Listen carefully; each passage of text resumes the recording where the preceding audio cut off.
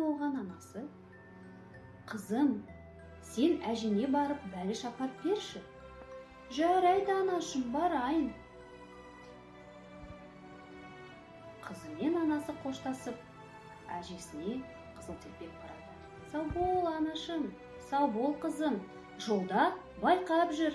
Жарайды деп Қызылтелпек орманға бар. Жолда орманда келе жатып Қызылтелпек қасқырды кездестіреді. Қызылтелпек, сен қайда бара жатырсың? Деп қасқыр сұрайды. Мен ана орманда тұратын әжеме бара жатырмын. Сен әжеңе неге бара жатырсың? Деп қасқыр сұрайды. Мен әжеме бәліш апара жатырмын. Қасқыр, сен маған айтшы, менің әжеме баратын қысқа жолды көрсетесің бе? Я, жарайды, көрсетейін. Сен мынау тұрған жолмен бар, тез жетесің әжеңе. Деп қасқыр Қызылтелпекті алдайды. Қызылтелпекке ұзын жолды көрсетеді, ал өзіне қысқа жолды алады. Қасқыр әженің үйіне бірінші жетеді. Есікті тоқылдатады. Бұл кім? Деп әжесі сұрайды. Бұл мен, әже, немерең, деп қасқыр әжесін алдайды. Есіктегі тұтқаны тар, есік ашылады. Қасқыр есіктің тұтқасын ашып, үйге кіріп, бас салып, әжесін жеп қояды.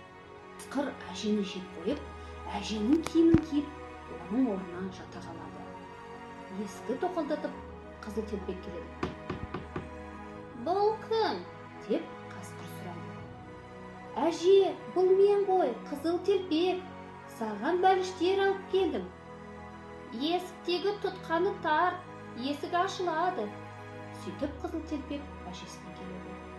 Қызым-ау, тамақты қой, бер қарай маған кел. Әжесіне жақындайды.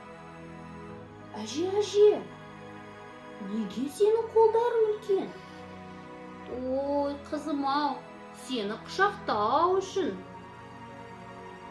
Әже, ал неге сенің көздерің үлкен?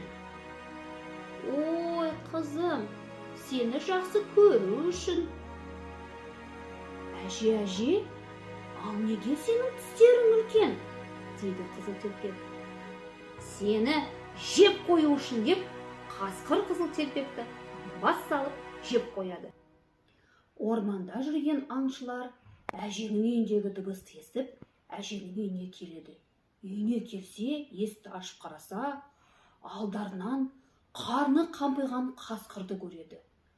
Мылтықтарын алып, қасқырды атады. Пах! Сол кезде қасқырдың қарны жарылады.